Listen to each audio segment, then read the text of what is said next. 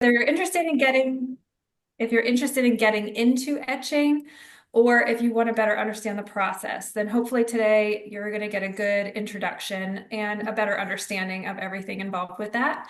If you did purchase your black drawing paper, I ripped mine out so it's not in a book, and your white pencil, that's going to be handy. You're going to want to keep that close by. Also, I would just want to let everybody know that this webinar is sponsored from Memorial Designer. We thank you, Cameron, and his crew for sponsoring our webinar today. I'm very excited to introduce Julia, our presenter. She is a freelance granite etcher located in Elk River, Minnesota. She brings a unique, heartfelt approach to her monuments and the industry as a whole. She invites families to come in and participate in the memorial making process. So that's a little different than a lot of what other people do. Since establishing her own shop in 2018, she's blended artistry, storytelling, and empathy to help families celebrate life and transition their grief into a more healing experience. So with that, thank you so much, Julia, for being here. Take it away. Sounds good. I'm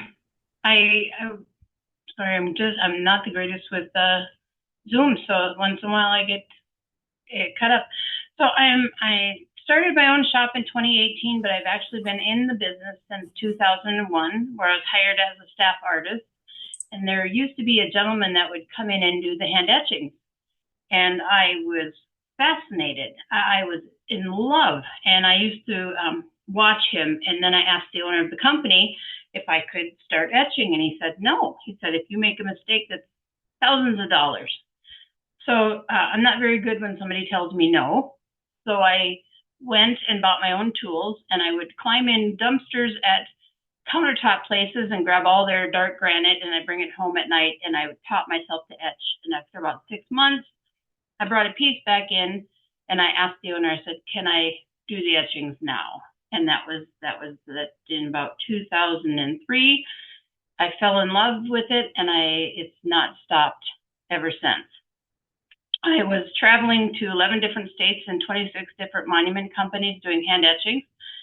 And my last daughter was just turning into a teenager and starting to give me a little bit of a run for my money. And I decided, okay, it's time to settle down and open up my own place. And I did. And I still etch for other companies, but now I sell retail also.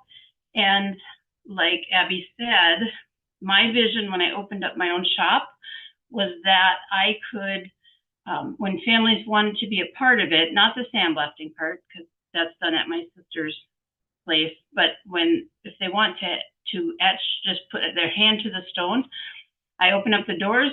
I have scrap granite, I have all the tools, and I have them come in and we practice, and when they're ready, then I let them start etching. And they can be as involved as they want to be. Sometimes it's just doing a pearl on a necklace. Sometimes they'll be there for 9 hours. And it's whatever they need. It's just a part of their healing that they find is just a piece in all of that. So one of the things we talked about is, I'm trying to look at my screen and I can't see anything, so I'm not sure why. One of the things we talked about when we first talked about doing this was when Abby and I talked about was scratchboard art. And that's kind of how I started with the company that I was with up in St. Cloud. We started with scratchboard. And I'm trying to see if I can see myself in the, how do you get to see the screen? Anyway, so I started learning on scratchboard before I could actually go onto the stone. And so that I loved it, and I love scratchboard because you can scan it in, you can use it for your artwork, but it's also very time consuming. It takes a lot of time. It translates really well onto the laser or the impact etcher, but time-wise, you spend a lot of time doing it. So then I started, besides hand etching, if I were going to do, I started drawing on black paper, which is what Abby was talking about the black paper. And I don't know how many of you are already doing artwork in this, or if you're just buying libraries, but if you have somebody who can draw and who wants to, I'm happy to share what knowledge I have, at least in starting that library. So 1 second, I'm going to get this set up if you guys are okay with that. Huh. It's not, all right, I can't see it. I'm not sure why. So I'm just going to talk a little bit about my process of drawing when I start drawing on black paper. If my camera doesn't fall over. And I also, I teach people to hand etch. And like, for example, December 3rd and 4th, I've got people coming down here. I'm happy to share whatever knowledge I have, but I'm also always still learning from anybody and everybody that I know that's etching. I study their work. I can't get enough, whether it's Instagram or Facebook or their websites. I used to, when I first started etching, in all honesty, I would go on Ann Jensen's website and I would just study all that I could of everything they would do down there. And I fell in love. I just totally fell in love. So the first thing I do when I'm working with somebody is we choose a photo. This happens to be one that we do often because deer seem to be everywhere. I mean, I can't tell you how many deer I've done in my 20 plus years. And whether this was the stone or paper or scratch board, we tape down the image. I always start with both a black and white copy and a color copy because I say they tell different stories of the same subject. So the first thing I do is I tape it down, and my number one rule is never, ever, ever move the paper until you're done with the etching. Number one rule, most important rule, because I could never get it back on. What I'm using to transfer the image is a graphite paper. When I was a kid and I was in high school and we did typing class, we always had to have this carbon paper that we would use to make duplicates. This is the same type of thing. Now I have some etcher friends who, when they're etching on stone, lay the image down and they use their tool and trace right through and make the pattern. After all these years, I'm still not confident enough in myself to do that because I will trace it. I might not like it. Maybe I want to resize it or move it. So I use the white graphite transfer paper to make my pattern. There's some, I will also share with you what my favorite ones are. Like I found that Hobby Lobby. I don't like their transfer paper because it doesn't work well on stone. So anyway, so I start that way and I start to make a template.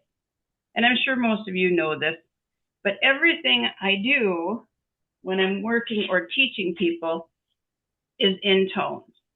And like I was telling Abby earlier, she's like, oh, that deer looks daunting. But I don't ever look at it in the shape of a deer when I'm starting. Everything to me is tone. So when I'm sitting down as a student to learn etching, we tape this to the stone, to the tile. And when we start with pure white to pure black, and then we etch rectangles in every single shade that we can so that they understand tones, how hard you go, how deep you go, how fast. That's our first lesson. Then when we start to move to a subject, I say the first thing you need to do is get this out of your head that it's a deer for the moment. That'll come later. But everything in the deer is in shades of these same tones that I just taught you. So when I'm tracing on here, I'm looking for tones. I'm looking for shapes. I'm not looking for, oh, this is his tail, this is his leg. I'm looking for what's white, what's black, and what's in between. And I keep this taped on here as I trace because I will be constantly, as I'm drawing or flipping, or I'm constantly flipping this page back and forth, back and forth. But if I'm etching on the stone, same thing. So I'm starting here,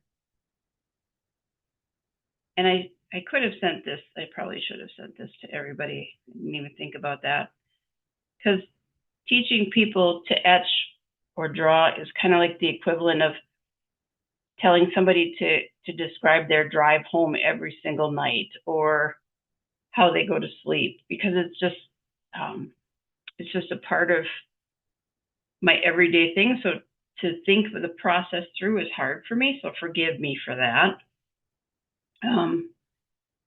If there's anybody who has questions as I'm going, go ahead and tell me, because right now like I said, I can't see the screen. So Abby, if you see any questions, please let me know. So, and the other thing to think about is, where is your edge going to be? What is your edge going to be? If I'm looking at this deer, there's parts of this that are pure white and there's parts of it that are dark. What do we need to separate that from the stone? What is it we're going to do? If you're doing portraits or something and somebody has black hair or they're wearing a black shirt, how do you separate that? And in laser etching, most times they do that glow around the product or around the person. And we still do that sometimes here in hand etching, but not quite to the extreme that, you get that typical oval glow. I tend to want to blend it in much better. So when something is pure white, in my head, if it were on stone, I would put a W just to remind me. But for here on paper, I'm going through just to make my pattern, and it's going to look like a paint by number. That's what I tell everybody. You're looking for a paint by number type pattern. Sorry, I'm trying to talk and draw at the same time. And the other thing about drawing on black paper is finding out pencils, pens, products that will give you the blending ability or the sharpness that you're looking for. And one of the things I told Abby about was the Prismacolor pencils, but the truth is I use all of these. So for different, and that's just a matter of practice and finding out what you like, finding out what works best on your paper. And going back to the paper, what I forgot to mention was black paper, you're going to find it in all different textures. There's going to be some really smooth texture, which is what I tend to prefer. Or there's ones that are more rough. They say they have a tooth to them and they absorb or they handle the leads or the inks differently. So that's just a matter of preference, and that's just a matter of, I guess, practice and finding out what you like, because everybody has their own feel and textures that they like working with. One second. We're going to pretend that I have most of this deer drawn out. And actually, when I'm done with it, I told Cameron that I would send it on to him, and we could send it on to Kim and Abby, and they can share it also. Or I can even send the deer. This is the exact one I sit down with people that you guys could practice on. And I'm more than happy to, for future, be in contact with anybody who has questions or if they're trying it, to help out with that. I would love to do that. My feeling is if I found something that I love, I'm happy to share that and hopefully help somebody else find something that they love. And since hand etching seems to be getting less and less, I love to be able to share it with people and see what they can do. Oops. You're going to do a lot of flipping. That's an understatement. So if we start here,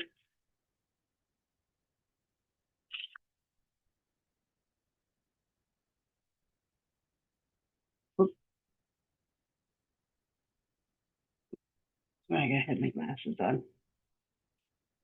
And as I'm doing it, I draw it in the same strokes as I would if I were etching or drawing it otherwise.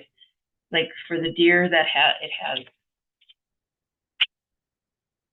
the hairs. I try to draw the hairs instead of just doing one solid lines. We want to do it so that the textures are as realistic as possible. That makes sense. And the other thing, when you're doing it on black paper, sometimes when you can either scan it in, or you can, I take photos of it also, because if it's going to be used for the laser, you're going to go through and you're going to use a little bit of Photoshop to manipulate it for the brightness or the contrast in here. But I try to find products that work on here that we won't have to go and alter them too much, but there's still some involved in there. Oh. Abby, you have any questions so far? You're just... I don't see any questions yet. I think we're all just sucked in watching you. That's okay. That's okay. I can see you. It popped up when you came on. I'm not sure why I couldn't see my screen. Am I getting the deer in there? Yes, you are. And if everybody has theirs done, like the setting done where the speaker is checked, it will pop Julia's up to be the biggest screen while she talks. Okay. So, and I don't want to bore everybody with just drawing the whole time. That's not what but there's just so many things, and it's really just a matter of, it's so much practice. I mean, like I said, I started in so many years ago, and there were so many times when I would do some of these, and I just didn't like how they turned out because they weren't sharp enough, they weren't bright enough. So it's a matter of just practicing.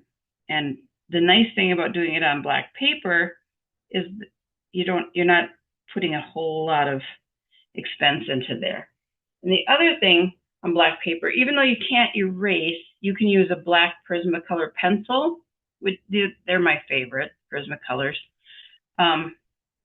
Or a marker or a Sharpie to go in and fix things. Whereas you can't do that if you're working directly on the stone.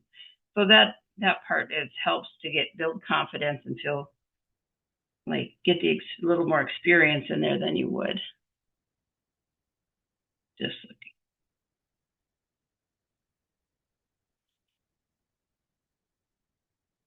And on Scratchboard, I'm going to talk a little bit about Scratchboard while I'm drawing this, because on Scratchboard, you're going to be using a X-Acto blade on the Scratchboard. But the one thing is, the blades dull so fast. In this drawing of these roses, I probably went through a pack of 25 to 30 blades. Just because, for whatever reason, the paper completely dulls your X-Acto blade, and as you're doing it, you'll start to see that the blade's so dull that it rips the paper. That's when it's time to switch. So on that part, but the nice thing is if you need to correct it, you can use either a Sharpie, a fine point, a Prismacolor pencil. You can go in and use paint. That's another thing that I want to talk to you about. When you're doing artwork for etching for lasers or impact etching, if I wanted this whole background to be white, I would probably either in Photoshop, or I could also do it in paint on here, which I've done several times. You can paint the background. There was an artist who worked at Cold Spring Granite. I think she worked with Charlie Martin for a while, and she was an etcher, but she would paint a lot of her etchings. Like you would see the one of Cold Springs, what their angels she had done paintings of. So people find all different ways to create artwork for this besides just scanning in somebody else's paintings or artwork from the internet. And I can't teach somebody how to draw per se, but I can teach them what I've learned works and doesn't work for me over all these years. And like I said, I'm happy if anybody wants to talk more or ask any questions or be a part of it, I'm more than happy to share whatever I know. The other thing is you're going to find you can use a bunch of materials in here. Like I'll go through and I'll use a jelly roll pen. So I get this in the scrapbooking department. And I come through just to make it whiter. And this one's not wanting to cooperate over that. That's the other thing, finding ones that cooperate with you. So I'll use jelly roll pens, anything that says opaque white, and you can already see how he stands out so much more with just that. So oftentimes when I'm done with the drawing, I'll go back through with this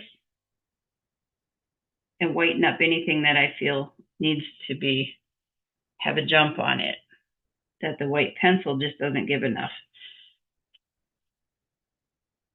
But that's just a matter of finding one that works with you. I've tried different chalk markers. You'll see me at Michael's and Joann's and etc. As soon as I see a new white product out there, I'm grabbing it. And in Photoshop, you guys that can be tuned down, turned up. You can do lots of things with that too. But this is just going to help with whitening things up. Then there are softer ones. There's charcoal, like a charcoal pencil that will be smoother. It's all about experimenting and finding the direction you want to go, what you like.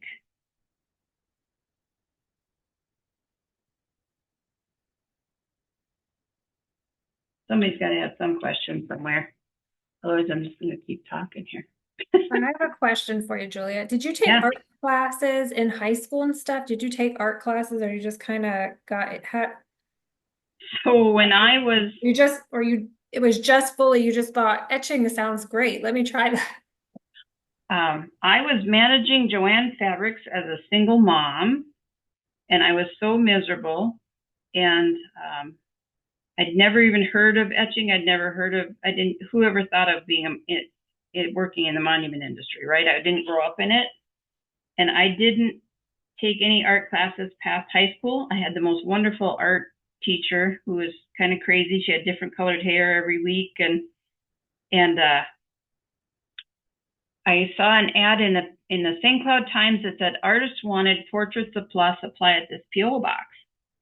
So I wrote a handwritten letter. I sent in some photocopies from portraits I had done over the years, and I didn't hear anything for 2 weeks.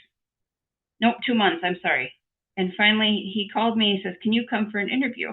I'm like, "Well, I'm working, but okay, yeah, I'll come." And I got hired that day. I don't think that once I started working there, I don't think my feet touched the ground for the first 6 months. I was in love. I'm like, this is what I'm supposed to do.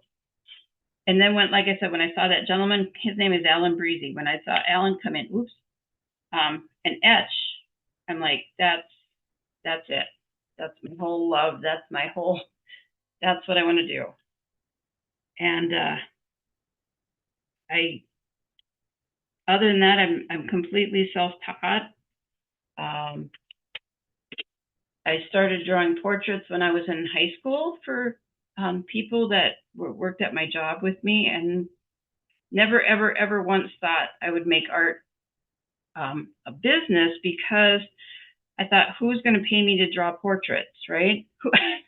Who's going to pay me to draw something? And now when I speak with kids and I speak with parents who'll say, "Oh, my daughter would really like to draw," I cannot wait to encourage them, because my grandma raised me, and she used to just cry. She'd always say, "I wish you'd do something with your art. I wish you'd," and I couldn't figure it out. Well, even though she wasn't here to see it, I think she helped me find this industry, because I can't imagine doing anything else. I don't even want to retire. I don't. And the funny thing is I find people in this business seem to, for the most part, really like it. Like they're passionate about it. They care about it. And I love that. I love when I can share that excitement and I can tell people that I go to cemeteries on vacation and they don't think I'm crazy. And that's kind of how that was it. I think I'm just thankful. I'm thankful every single day. And even though my husband calls my shop my clubhouse, it's my happy place. And it's pretty cool when you have families come in here to work on like I had a daughter draw up her dad's whole stone and she came in and etched for the whole entire day. And then she just asked me if she could come and hang out here. She's like, can I just come and hang out and learn? I said, absolutely, 100%, please do. So to me, that's like the best compliment when I have people that just say, we just want to come hang out at your shop. Come on over.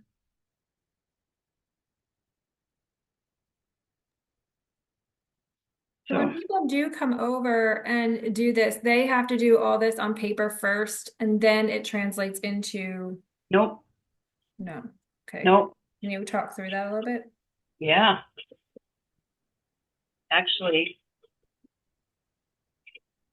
so we work directly on the stone. We don't, this I do for companies that are not here that have laser machines. This is what I do here, but the actual hand etching, I started with a tool that was called the electrostylus, and then it was no longer made. And then I bought a Fordham rotary. We just like I showed you with this transfer paper here, that transfer on the stone. That's exactly what we do. We tape the picture to the stone. We trace it just exactly like I did here with the deer. Mm-hmm. And then we start using it's a Dremel type tool, or it's the Fordham rotary. Oops. Why is that? And I always have scrap granite right next to the stone that we're working on, so that the families can feel like how hard the tool hits or how hard they have to press, or that type of thing. And we talk about how you don't have to press so hard to get wider. And then when they're comfortable working on the scrap granite, I have it traced out. They have the picture right next to it, and we start with whatever they're comfortable with. Like I said, we had 5 kids in, and they each wanted to just do a couple pearls on mom's necklace. So they just took the tool, etched directly onto mom's necklace. I had a 7-year-old in here working on his aunt's stone. She had a sea turtle on her stone. We had it traced out. He learned exactly where the light colors were going to be. I think he was here for about 2.5 hours. And every time he goes out to the cemetery, now he knows that he got to be a part of Aunt Tracy's stone. I had a mom come. She came up from Illinois, and she didn't want to use the tool to actually work on the stone because she was so afraid she'd wreck it, which nobody ever has. In 7 years, nobody's wrecked a stone yet. And I let her sit there and she videotaped the entire thing, the entire etching, because it was what she needed. So I joked with Don Calhoun. I said I kind of have like a boutique monument shop, because I don't have the sandblasting booth here. That's done about half an hour away at my sister's, but I have it all set up so that when the public comes in, even when people come in to buy retail, all the stones are set up that I'm working on. So as we're sitting here talking, they will get up and they'll look. They'll be like, what's this stone? What's going on here? Tell me about this story. My best friend lost her son a couple of years ago, and we just finished his stone. On the front of it, he has his guitar from his rock band with all of his stickers. The whole guitar was covered in stickers. And his brother and his friends came down, and each of them did a sticker. Each of them used the tool. Each of them, participated in it. And then there was a camera which was his camera. And in the center of the camera was a reflection of him taking a photograph in Hawaii. And on the back of the stone, we etched that photograph. So it's all a story. It's all about, hearing the stories and finding ways to tell them in stone. And when we were setting that stone last week, 3 young girls came through the cemetery and they're like, oh, that's cool. So then I told them the story about it, and they're like, oh my gosh. I said, yep. So to me, every stone has a story. Every stone is a story. And they don't all have to have etchings. I don't push etchings at all. I just open the door to say to them, here's what we can do. And how I explain etchings to people, I say etchings are like drawing with a fine tip pencil, right? A really sharp pencil. And the sandblast carving is like drawing with a fat Sharpie.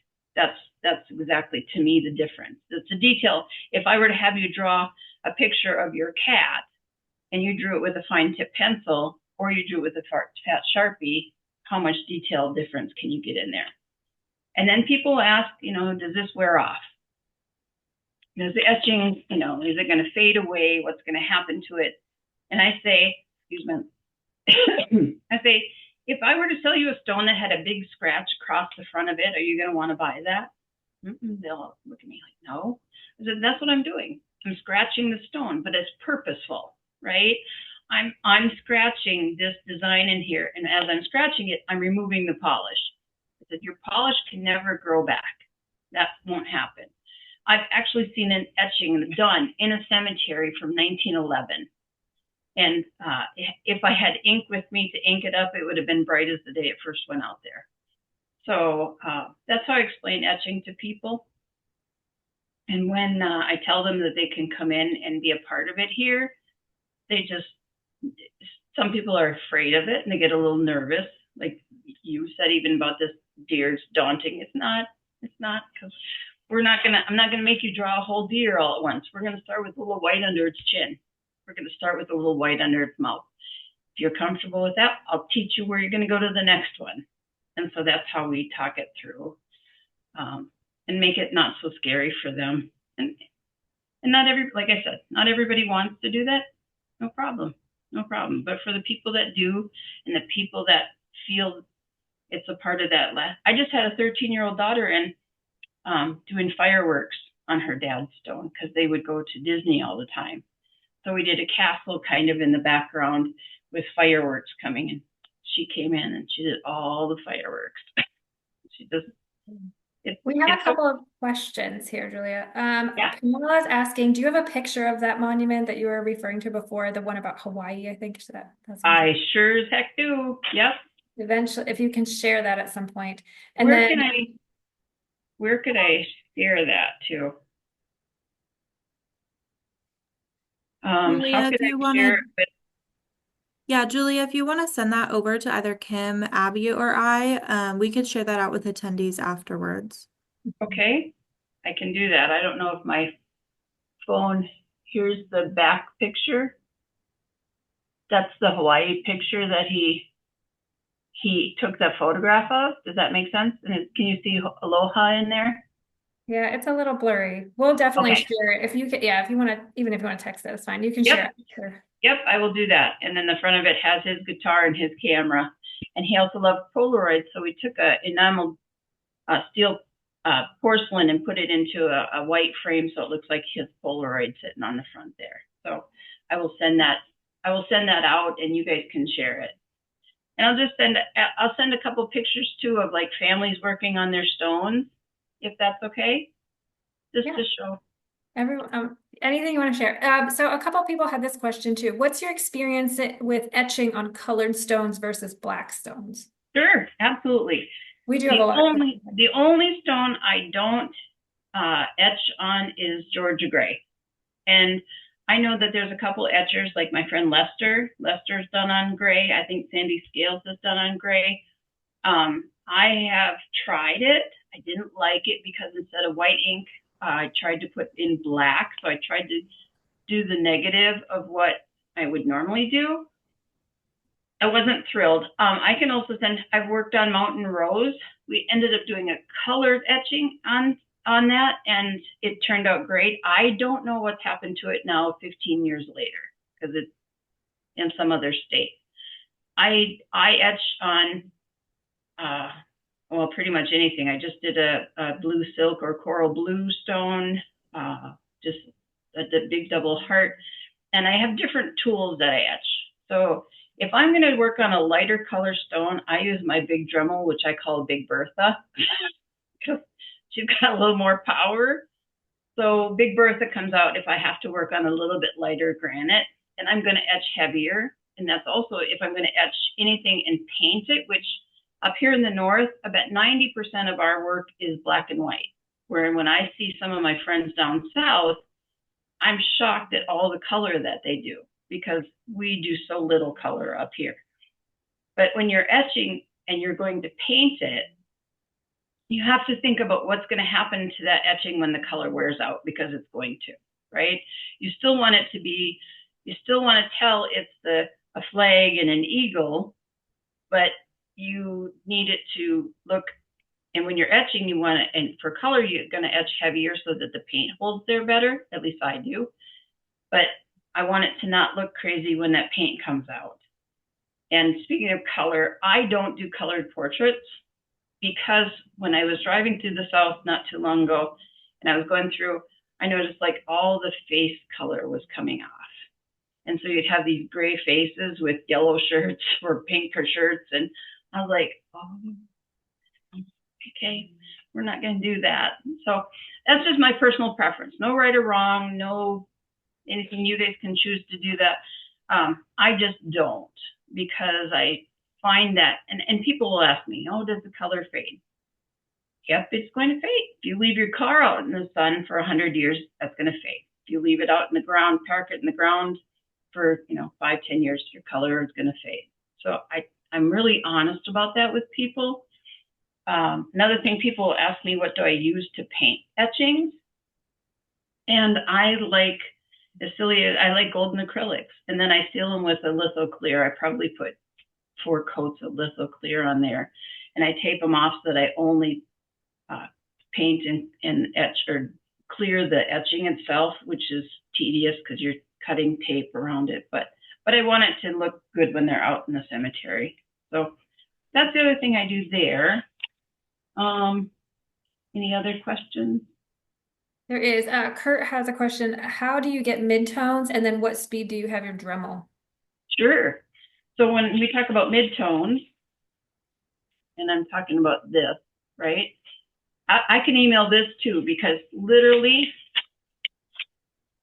I tape this to the stone when I'm teaching somebody. And I almost tell people you almost let the stone dance across you let the tip dance across the stone. I don't push hard at all. In order to get whiter, I just go over it and over it and over it and over it and over it. And most times I almost always use a diamond ball tip. And there are regular, just cheap diamond ball coated tips you can buy, or there's also ones called sintered tips, which means there's diamonds throughout the whole entire tip. They're a little more spendy, and they change as you use them over time. The tips will wear down a little bit, but sometimes you love them even more when they do that. And those are called sintered tips. But other than that, a 2 millimeter ball, a 3 millimeter ball, and when I'm doing portraits, which in all honesty, it's probably what I'm most known for is portraits up here, because when the laser people turn the families down because the quality is so poor, they call me. Like, I'm not kidding you, true story. I had a picture of a man and woman together. It was this big, it was smaller than a penny, and I had to do a hand etching from that. So there's some days where you're really challenged, because that's the only picture we have of Dad. Okay, we'll make it work. We'll figure it out. we'll do it.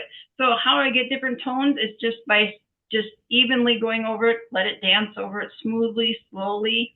Don't push hard, because that's not what you need.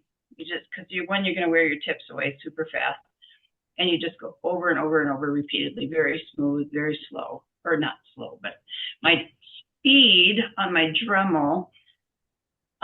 So on my Fordham or my Ram, I tend to be between a 6 and a 9. If I want to go, if I want something really white, I'll go up to 12 to 15. But I'm not like one of these really high speed people because I want to be able to control it. I want to be able to still see almost the dots as I'm etching. I want to see that rather than just have it be a one solid line. Now, if I need to do lettering, I'm going to still use a small tip and my Fordham, but I also might use that Dremel engraver. You know, it's that blue fat one body piece. That's an engraver. So there's two types of tools. There is a percussion tool that hits like this, and then there's rotary, because most Dremels are rotary, but Dremel makes one engraver. And I use that for really sharp lines if I need to. But that's not a ball tip. That's got a little diamond tip in it like the electrostylus used to. So there's different tips and different tools. It's just a matter of finding out what you like. If you come here, which everybody's welcome to come in my doors, I got a drawer full. I got probably 15 different tools that I've tried, and ones that I love and ones I don't. And I share them all, let you guys find out what they like, and everybody's got a personal preference. So We do have a couple other questions, but I wanted to find out from you before we move on to them is you had said that you were gonna have Cameron show how that translates to getting it to. Yep. Is Cameron on? Can we do that? Yep, I sent him both the rose and the little cowboy. And also, so when I send the artwork out, if I'm sending it to a company that doesn't have an artist there and I send them something like this, I either scan it in my computer with the scanner or I take a photo. And so I sent them both to Cameron, and I'll let him talk to you about that part.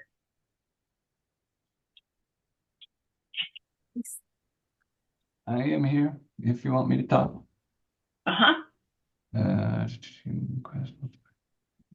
Does I have to send you a request though to share? Yeah, give me 1 second. I can get that started. I think you should be able to share now. Okay.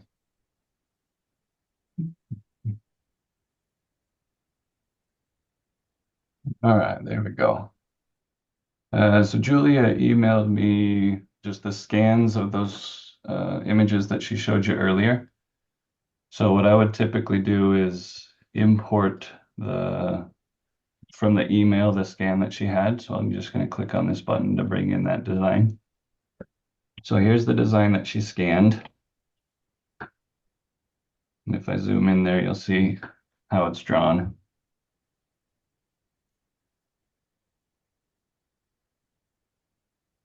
And then if I were to put this on a stone, let's just say we go with 24-inch stone like this. I could take that design, and I'll usually, since it's scanned both the black and the white, I'll just crop it down a little bit. Get to the part that I want. Somebody had asked about signatures in there, whether you hide signatures or not. This one down here, is that just the name of it, Little Rider? And so we've got I actually hide my signature in every etching I do. So is it in here somewhere? No, I mean on the stone. On the stone, yeah. Yeah, every single one. Yeah, so we can, bring in this etching file here, and then let's just say if we had some text. Little Rider.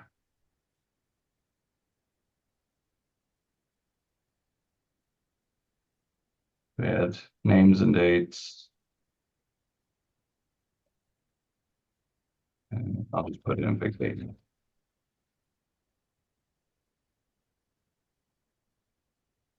And then we can show what it looks like on black there pretty easily because the background is black.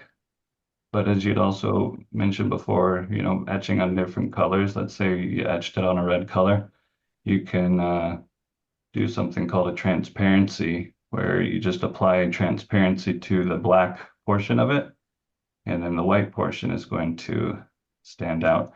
And you can adjust what that's going to look like. But the nice thing about, having it digitally is that you can do stuff like this where you can resize it, you can rotate it, you can move it, um, and put it in your layouts that way. And just playing around with it earlier, I took the same design. This is one that I had done a while back. So all the etching here is drawn digitally, but I went ahead and took her photo and threw it in here as well. So we've got this one right on top of the other one as well. And this is the proof how it shows up in the computer. And then this one over here was actually, once it was laser engraved, that's what it looked like. So being able to show those things digitally, I think, is pretty cool to give people that ability to mix and match and move things around. You can see this deer or the elk down here I moved. And So each element is separate then, Cameron? that's the way I like to design my etching work. Yep. Reason for that is because, yeah, then you can take your pieces and make them bigger, move them around, that sort of stuff. It takes a little bit more work when you're drawing that way, because if you're really doing it right, let's say I've grabbed this buck over here, right? And if I move him over to the other side, flip him around and bring him down, I want wherever he was sitting to not just leave a big gaping hole. So you have to draw everything completely in those different layers. Okay. But it's really powerful to be able to move things around and, just change the scene the way that you want it to be changed. And that way, you get a customized scene for whatever it is that you're trying to do. But yeah, there's the one thing that I love about digital drawing versus just doing it on paper is the layer effect, where you can put other things on top of other things. And even when it comes to the tracing, just bringing in your deer to begin with to trace over the top of it, super easy when you're working in layers as well. So I'm not sure how much you wanted me to show there, but that's kind of how I would translate from what you've done to a digital workflow. And I am going to learn how to do it digitally. As Cameron knows, I'm probably the biggest dinosaur in this industry and the slowest learner. I'll get there. I'm going to get there. I'm just not there yet. And I'm old school. I still make a grocery list with pen and paper when I go to the grocery store. So it's hard for me to switch that over, because I'm so tactile and so used to having it in my hand. But I do think that there's an amazing place for it. So I think it's cool, and I'll get there.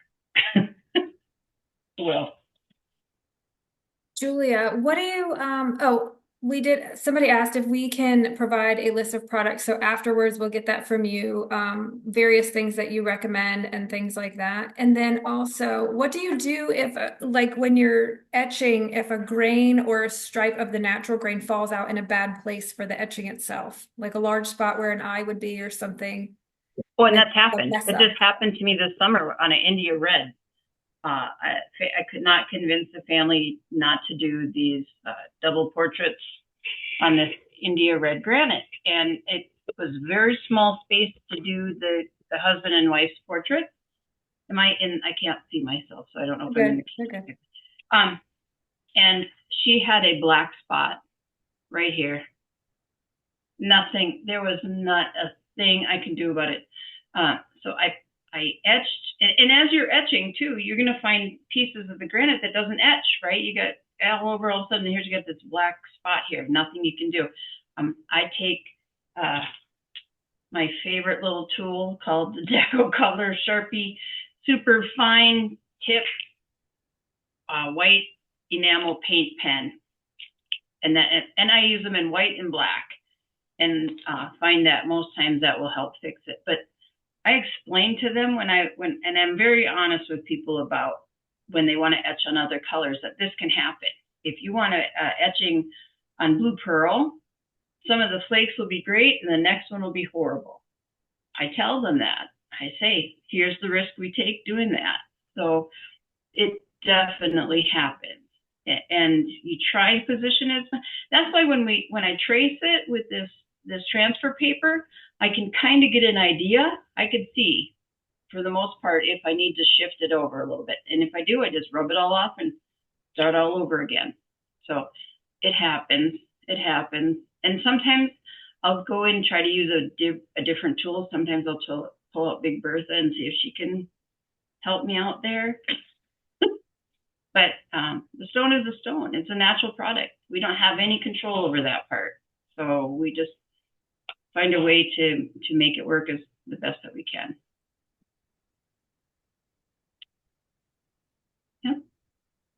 Or any questions for Cameron about digital stuff?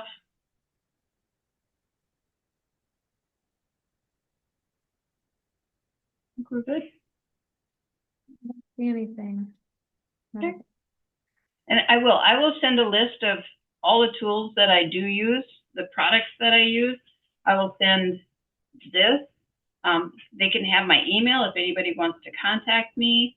I'm happy to, I really am. Whatever I can share, I'm happy to do so. Because like I said, if somebody can find something they love, plus it helps when you know the service, right? If you're dealing with your customers, you can say, sometimes we'll hit a piece on the rock that isn't great. That can happen if it's not a black. And even we were just etching on emerald pearl the other day. And when you're etching on emerald pearl, as you're etching on it, it's so bizarre because the flakes will turn brown. The pieces that come off are actually brown. And you're looking going, oh, this is weird. And I'll even share the ink that I use to ink up the etchings. And I keep a tube in my car at all times if I drive through cemeteries and I see that etching is faded, or not the etching, but the ink has faded off, or sometimes people don't ink their etchings at all, which is personal preference. I do. I will go out and I call myself the phantom inker, because one time I went to a cemetery and there was a young mother who had passed, and there was a laser etching on the back of her and her 3 daughters. And it was so hard to see. It was so hard to see.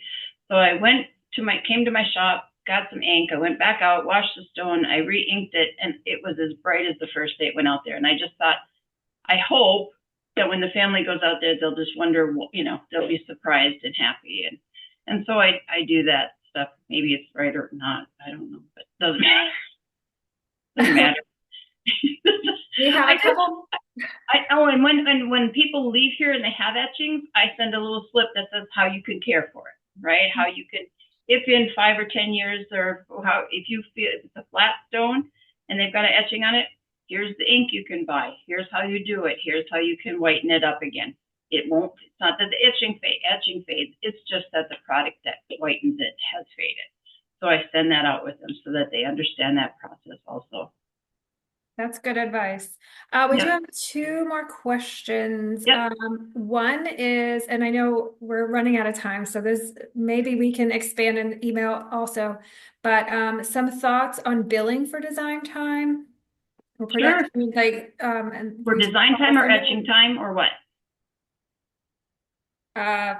He's asking for all 3. I think that it's a little bit broad to be able to cover in the next couple of, in a minute. Sure. But well, if he would like, they can have my email.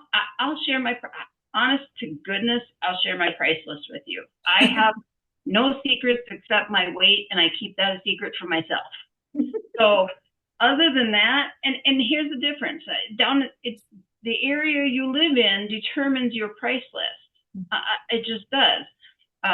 Some of my friends will do a whole scene. It'll be $200, and some of them it'll be $1,200. So it just depends on the region that you're in and your competition. And my feeling is here's what I feel that I've got enough years of experience doing this. here's on average how I price it out. 5x7 corner etching is this amount. 8x10 is this amount. I know approximately how long they're going to take me, and I'm fine with what I put in my head I'd like to make hourly. Sometimes it goes over, sometimes it's less, and that's just part of the deal. Yeah. One more question. Have you ever hand etched when the stone is upright? Or are you always doing it? I have. I prefer to lay it down. A good friend of mine does stones upright. When I do that, my hand shakes, my shoulder, and so I can do it for a few minutes. By 20 minutes, my whole hand is shaking. And if I were going to do your grandma, etch your grandma, she'd have more wrinkles and sags than anybody would ever want her to have. So I do it laying down. And actually, I just had a friend of mine build me a table called the shark table. So it's a lift table, and it actually has a hydraulic pump, and I can share that too, so that we can angle it. So I can have my chair, and it's kind of at an angle rather than just laying flat. So, Awesome. yeah. Well, any last minute questions anyone has, put them in the chat box, and we can get you Julia's email address if you want to kind of elaborate a little bit more with her and get some advice, but we are out of time. So Okay. thank you so much, Julia, for sharing your knowledge with us, and everyone that has attended today. This does count towards CM point. So if you're looking to get your CM, your Certified Memorialist certification, make sure that you have that marked down. Also, I did want to touch on the MBNA does offer a design course, and that is something that you can find in your members only resources. So there's more education on design available. Thank you again to Memorial Designer for supporting us and sponsoring our webinar today. This will be it is recorded, so we can send it out for those that weren't able to attend. But also, the last thing I want to share is that the Cleveland Monument Industry Show is in March, and registration is open. Floor space is completely sold out, so we know it's going to be a good show, and we hope that you'll all sign up and attend. WinMBNA will be doing a in-person reception that will have some more things on etching as well, with hopefully a little bit of hands-on. So we hope that you'll all be able to come by and see what we're doing and be a part of all of that. So thanks again, and you all have a wonderful, wonderful day. I was just going to say, I don't know how, my email is julia@tworiversmonuments.com. So if anybody can't get the information after, you're more than welcome to check that out. We can send that out too. Yes, and we'll get the lists together and some of those photographs that they had asked about, and get those all sent out for everyone to reference. Cool. Thanks for being here, everyone. Thank you again, Julia. Cameron, thank you. Appreciate it. Thank you. Have a great day, everyone. Bye-bye.